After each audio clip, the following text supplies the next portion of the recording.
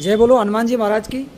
News संभाग की लगातार जो नवरात्र के दौरान ये श्रृंखला चली हुई है देवी मंदिर हनुमान मंदिर से। आज हम हैं हिंडौन सिटी के बहुत बड़े मंदिर टीकाकुंड हनुमान मंदिर सर। मंदिर समिति के जो पदाधिकारी हैं, दुर्गा पूजा महोत्सव पदाधिकारी आज हमारे साथ हैं। आप सभी का सर बहुत बहुत स्वागत है। सर कब से आपका एक कार्यक्रम हो रहा है, इसके बारे में विस्तार से एक बार आप जानकारी बताएं। गत 22 साल क्या से शुभ नाम है सर आपका? शिव प्रकाश पटवा जी।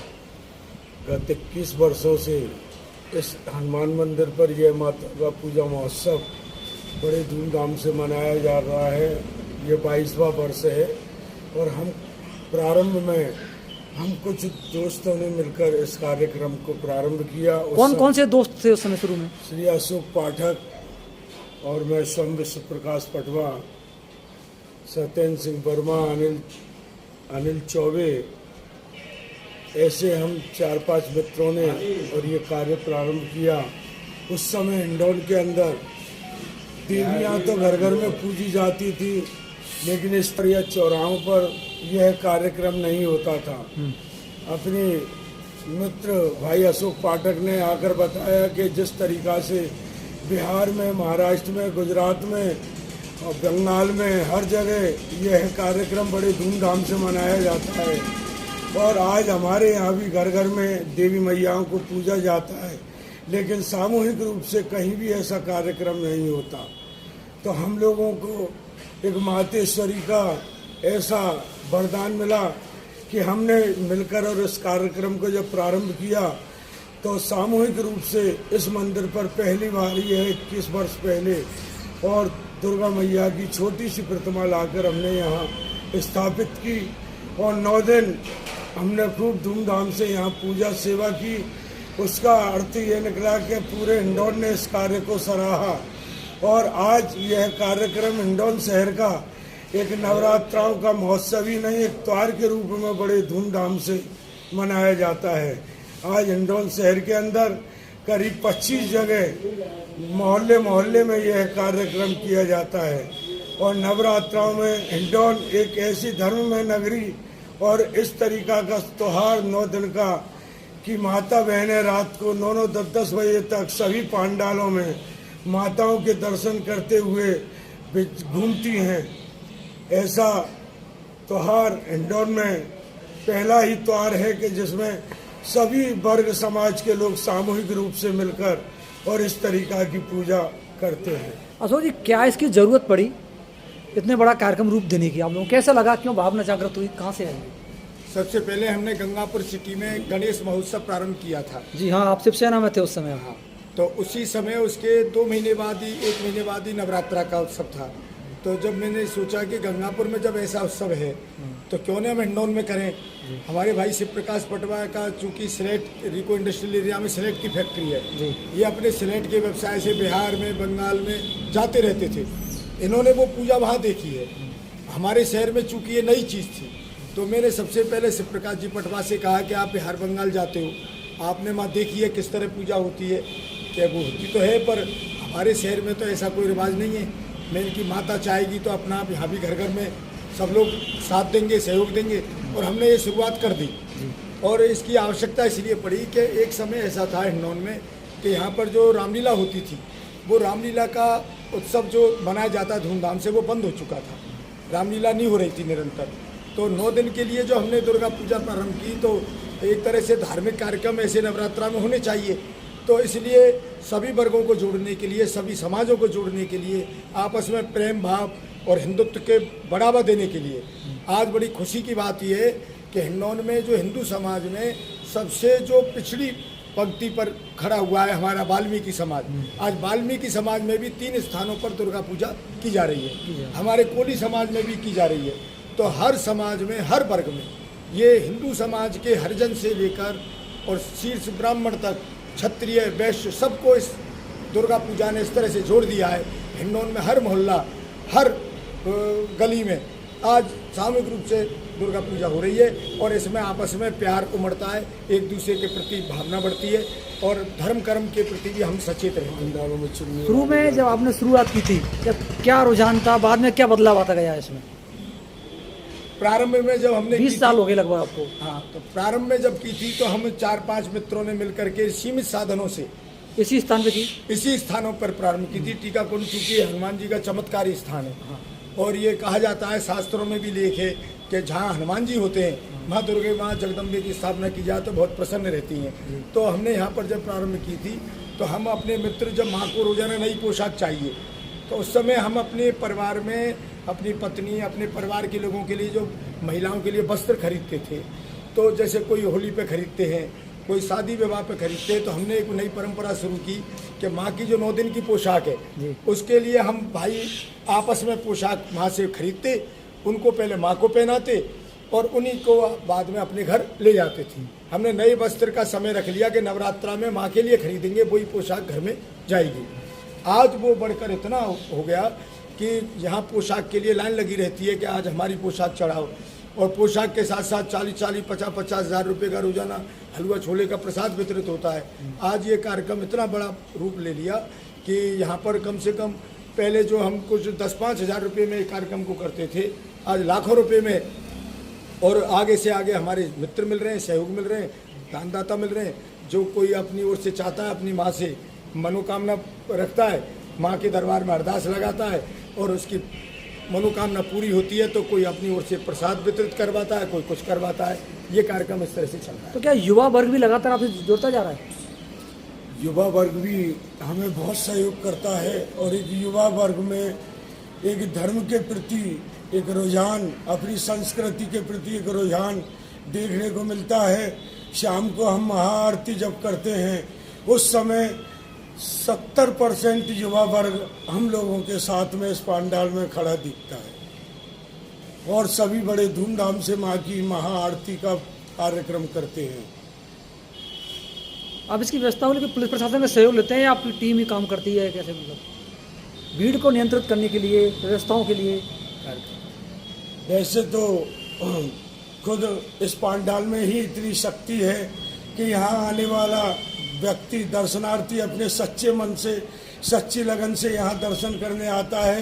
किसी तरीका का कोई आज तक किसी भी तरीका का कोई भी भंकसबाजी या किसी भी आपस में कोई कहवा सुनी या भाईचारा बिगड़ने जैसा कोई भी प्रस्ताव नहीं आया और पुलिस सहयोग भी हमें काफ़ी अच्छे तरीके से मिलता है। भीड़ को नियंत्रण करने के लिए रोड तक जब पब्लिक इकट्ठी होती है तो हमारे शहर के थाना अधिकारी, ATM वगैरह प्रशासन की तरफ से भी हमें काफ़ी सहयोग इस कार्यक्रम को संभालने के लिए मिलता है। आपका दुर्गा पूजा महोत्सव समिति है, इसकी दिनचर्या शुरुआत कैसे होती है, किस प्रकार आराधना की जाती है?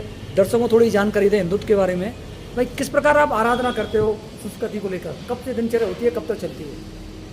सुबह 6 बजे से सभी हम लोग जो यहाँ नवरात्रा का पाठ करते हैं सभी नहा धो के नहीं अपने स्थान पर आ जाते हैं और यहाँ आकर अपने चित्रकूटों के विद्वानों के द्वारा, विद्वान पंडितों के द्वारा यहाँ माँ का पूजन करवाया जाता है, जो करीब 3 घंटे में जाके पूजन हमारा सभी देवी देवताओं की विधिवत वेदियाँ बनाई जाती है, पीठ बनाए जाते हैं और उन पर भोग प्रसाद लगाकर और मंत्रोच्चारण के साथ हम अपने इस पूजन को प्रारंभ करते हैं, जो करीब 3 घंटे में पूजन कार्यक्रम पूरा होता है।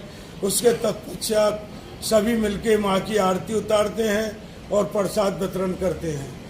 इस समय सभी लोग व्रत रहते हैं और शाम को एक ही समय और अन्न ग्रहण करके सागार करके, हमारे बहुत से साथी तो ऐसे हैं जो निराहार पानी के ऊपर निर्भर रहकर 9 दिन का अपना व्रत करते हैं। बहुत से हमारे भाई एक इलायची खाकर ही अपना मौन धारण करके नहीं और इस कार्यक्रम में भाग लेते हैं और माँ उनको एक नई शक्ति, नई ऊर्जा प्रदान करती है और उनकी मनोकामनाएं पूर्ण करती हैं। ऐसा हमारा सभी लोगों का विचार है, सभी का विश्वास है कि माँ के इन पंडालों में नवरात्राओं में 9 दिन इस तरीक़ा से पूजा अर्चना करके हम अपनी मनोकामनाओं को अवश्य माँ से रिझाकर पूरा करवा सकते हैं। कभी अच्छा काम शुरू होता है तो व्यवधान भी आया कभी आप लोगों को? एक बार शुरुआती दिनों में जब हमने शुरू के वर्षों में जब पूजा प्रारंभ की थी तो यहाँ महिलाएं आकर के भजन कीर्तन गाती थी। उस समय एक बच्चा खेलता खेलता पीछे की तरफ जा कर के, और वहाँ बिजली के तार कई जगह कट थे, नंगे तार थे, तो बच्चा ने वो नंगा तार करंट का पकड़ लिया और वो बुरी तरह उससे प्रभावित हो गया। पीछे हमारे टीकाकुंड हनुमान जी के महंत जो है भोला महाराज जी, वो उस बच्चे को देख रहे थे। वो बच्चा हिल रहा था, झटके खा रहा था। फिर उन्होंने आवाज़ देकर बुलाया। जब हम पहुँचे तो देखा तो बच्चा बिल्कुल मृतप्राय था।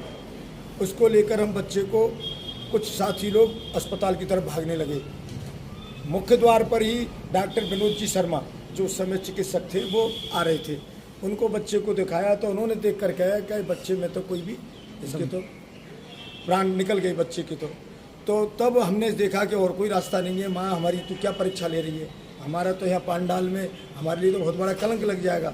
हमने उस बच्चे को ला करके माँ के चरणों में पटक दिया और फिर सब लोग जो है, महिलाएं पुरुष जो भी थे, माता के जयकारे लगाने लगे।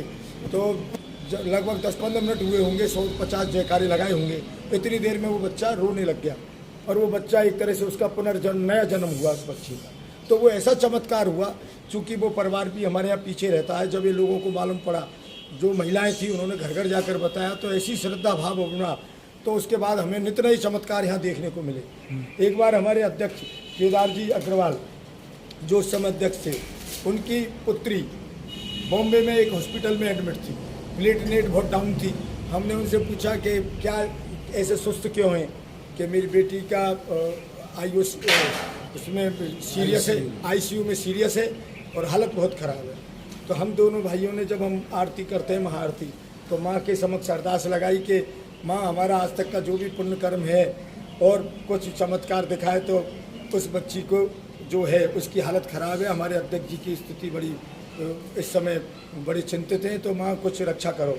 तो हमारी आरती संपूर्ण हुई। इतनी देर में तो उनके पास फ़ोन आ गया कि आईसीयू से बाहर निकाल लिया और बच्ची सही है। तो ऐसे माँ ने हमारे कई बार चमत्कार दिखाए। ये चमत्कार विसर्जन के समय हुआ, जब उस समय हम यहाँ इंदौर के छत्तू घाट पे, जो फेमस यहाँ का जो तालाब है, तालाब पे छत्तू घाट करके एक जगह है, स्थान है, उस जगह हम माँ को विसर्जन करने के लिए पानी के अंदर, तालाब के अंदर नाव में रख के माँ को ले जा रहे थे। साथ में हमारे इंदौर नगर पालिका के चेयरमैन श्री विजेंद्र आर्य भी मौजूद थे और चारों तरफ इतना पब्लिक का रश था कि उस विसर्जन का आनंद ले रहे थे। तो हमारे एक साथी महिपाल गर्ग, वो अपने बच्चे के, एक 8-10 साल के बच्चे को लेके और छत्तू घाट पे उस विसर्जन के कार्यक्रम को देख रहे थे। तो उनका बच्चा बोला कि पापा यहाँ से ये सही नहीं दिख रहा है, अपन बगल की छत पे चढ़े। अब वो बगल की छत पे गए तो छत से छत को उलाकने में और एकदम उनका बैलेंस बिगड़ गया और दोनों बाप बेटे छत से नीचे गली में गिर पड़े। लेकिन चमत्कार की बात कि इतनी ऊंचाई से गिरने के बावजूद भी बाप बेटों के जरा भी खरोच तक नहीं आई और बेटा बाप से पूछता है कि पापा आपके लगी तो नहीं, और पापा बेटे से पूछता है कि बेटे आपके तो नहीं लगी।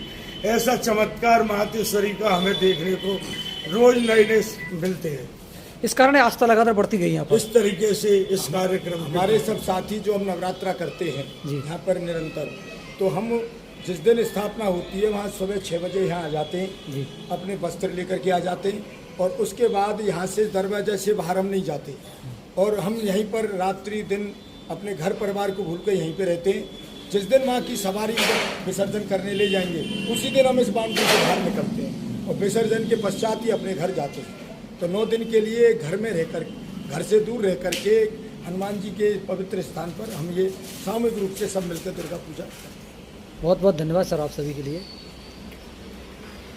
हमें इंदौर सिटी के टीकाकुंड हनुमान मंदिर पर हमारे साथ है संत राम भोलादास जी महाराज, चित्रकूट के रहने वाले हैं। लंबे समय से इस मंदिर की सेवा पूजा अर्चना रहे। महाराज जी, क्या इस मंदिर का इतिहास विकास आपको जानकारी है, वो एक बार बताएं। जानकारी हमको 25-26 साल, थोड़ा तेज आवाज़ बताएं महाराज। 25-26 वर्ष करीब हो गए हमको आए जी। तब से हम यहाँ सेवा पूजा कर रहे हैं। एक पहले महात्मा थे, वो शरीर छोड़ दिए फिर धोकर। क्या इतिहास है इस मंदिर के बारे में, कुछ जानकारी है आपको? जानकारी ये है कि ये टीकाकुंड हनुमान जी हैं, ये जो है कुंड से निकले थे बहुत पहले जी। ये 200 वर्ष पहले जी। बगल में कुंड था, वहाँ से निकले थे। जी। तब से ये सिद्ध हनुमान जी कहलाए जाते हैं, टीकाकुंड कुंड के हनुमान जी। मतलब किसने इसकी स्थापना करी, ऐसा कोई जानकारी हो तो? इनकी स्थापना का कोई पता नहीं है जी। क्या इनका महत्व, कोई पहले कौन संत रहा करते थे? संत यहाँ बहुत आए जी। 2-4 संत यहाँ समाधि ले चुके हैं, हाँ। समाधि बनी हुई है। उनके बाद हम आए यहाँ बहुत पहले से ही संतों की परंपरा चली आ रही है। जी, यहाँ के हनुमान जी की पूजा अर्चना संत ही करते हैं। संत ही करते हैं। आपसे पहले कौन थे संत यहाँ? हमारे पहले एक संत थे फक्कड़ बाबा। महाराज चित्रकूट से आप यहाँ कैसे आ गए? चित्रकूट से हम इलाहाबाद में थे, प्रयाग में। जी, जब फक्कड़ बाबा शरीर छोड़े हाँ। तो वहाँ कल्पवास करने के लिए यहाँ के लोग गए, हाँ। तो हमको वहाँ से लिवा लाए कि चलिए वहाँ मंदिर में वो संत छोड़ दिए शरीर, आप रहिए। हाँ। इसलिए हमारे गुरु ने भी कहा कि आप चले जाइए। हमारे गुरु जी और पहले से आते थे, हम भी पहले से आते थे यहाँ पर। हाँ। यहाँ पहले से कैसे आते थे वो? पहले कैसे से हम लोग जमात में घूमते थे, 10-25 साधु। जी, पहले का जमाना कुछ दूसरा था। हाँ। यज्ञ करवाते थे राजस्थान में, यहाँ से नागौर, गंगानगर तरफ, दौसा, चूरू, हर जगह यज्ञ कराए हैं। और यहाँ भी आते थे, इस मंदिर में रुकते थे। पहले से हम 40 साल से आ रहे हैं। 40 साल से आ रहे हैं। जी, किस संप्रदाय से हैं महाराज जी? हम रामानंद संप्रदाय से हैं। रावण संप्रदाय जी, से। हमारा इस मंदिर के बारे में और आपने क्या सुना है पुराने संतों से, अपने गुरुओं पुराने से? संतों से ये सुना है कि ये हनुमान जी दक्षिण मुखी मूर्ति है जी, और सिद्ध हनुमान जी हैं। बहुत से चमत्कार हुए हैं यहाँ। पहले खंडहर था। जी, हनुमान जी पहले पुराने समय में यहाँ खंडहर था और यहाँ हनुमान जी के यहाँ बहुत से कम लोग आते थे। फिर जब संत यहाँ रहने लगे, एक से एक सिद्ध महात्मा यहाँ आए, बड़े बड़े चमत्कार हुए यहाँ। और हनुमान जी आज हिंडौन में सबसे पहली सिद्धपीठ है। बहुत भीड़ लगती है, शनि मंगलवार यहाँ बहुत भीड़ लगता है। बहुत बढ़िया। आपको ऐसा कोई चमत्कार याद है महाराज जी? अब चमत्कार क्या है, हम क्या चमत्कार बताएं, हम साथ नहीं महाराज, हनुमान जी के कोई याद हो आपको? हनुमान जी के कोई चमत्कार आपको याद हो? हम झूठ नहीं बोलते, चमत्कार कुछ नहीं है, जो हनुमान जी से कहते हैं वही काम हो जाता है। वही कम हो जाता है। और क्या।